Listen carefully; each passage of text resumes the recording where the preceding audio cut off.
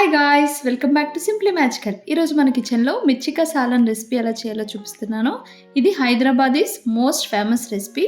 So ముందుగా ఒక కడాయి తీసుకొని ఇందులోకి ఒక 2 టేబుల్ స్పూన్స్ పల్లీలు, 1/2 టేబుల్ స్పూన్ జీలకర్ర, 1/2 టేబుల్ స్పూన్ ధనియాలు వేసుకొని రోస్ట్ చేసుకోవాలి.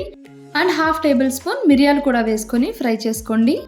ఇప్పుడు ఇందులోకి ఒక 3 ఎండుమిరపకాయలను వేసుకొని వీటిని కూడా ఫ్రై చేసుకోవాలి. ఎండుమిరపకాయలు ఫ్రై అయ్యాక ఇందులోకి 1 టేబుల్ స్పూన్ నువ్వులు, 2 టేబుల్ స్పూన్ ఎండు కొబ్బరిని వేసుకోవాలి. పచ్చి కొబ్బరి ఉంటే అది కూడా యూజ్ చేయొచ్చు. సో వీటిని ఇలా గోల్డెన్ బ్రౌన్ కలర్ వచ్చేంత వరకు ఫ్రై చేసుకోవాలి. ఇప్పుడు ఇందులోకి కొన్ని క్యాషు కూడా వేసుకోండి. ఇప్పుడు దీంట్లో కొంచెం వాటర్ వేసుకొని మెత్తని పేస్ట్లా గ్రైండ్ చేసుకొని పక్కన పెట్టుకోండి. ఇప్పుడు స్టవ్ పైన ఇంకో కడాయి పెట్టుకొని ఇందులోకి ఒక 3 to 4 టేబుల్ స్పూన్స్ ఆయిల్ని వేసుకోవాలి. ఆయిల్ కొంచెం వేడయ్యాక ఇందులోకి 1 టీ స్పూన్ ఆవాలు, 1/2 టీ స్పూన్ మెంతులు, 3 ఎండుమిరపకాయలు వేసుకొని ఫ్రై చేసుకోండి. ఇలా ఫ్రై అయ్యాక ఇందులోకి ఒక 2 టేబుల్ స్పూన్ వరకు జింజర్ గార్లిక్ పేస్ట్ని యాడ్ చేసుకోవాలి. అలానే 1 టేబుల్ స్పూన్ కారం కూడా వేసుకోవాలి. మీ స్పైస్కి తగ్గట్టు కారాన్ని అడ్జస్ట్ చేసుకోండి. ఇప్పుడు ఇందులోకి మనం గ్రైండ్ చేసి పెట్టుకున్నాం కదా పల్లి నువ్వుల పేస్ట్ని, దాన్ని యాడ్ చేసుకొని ఫ్రై చేసుకోవాలి.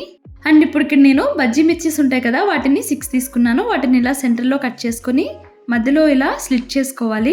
సేమ్ ప్యాన్లో ఒక సైడ్కి పీనట్ పేస్ట్ని, ఒక సైడ్కి మిర్చీస్ని ఫ్రై చేసుకోండి.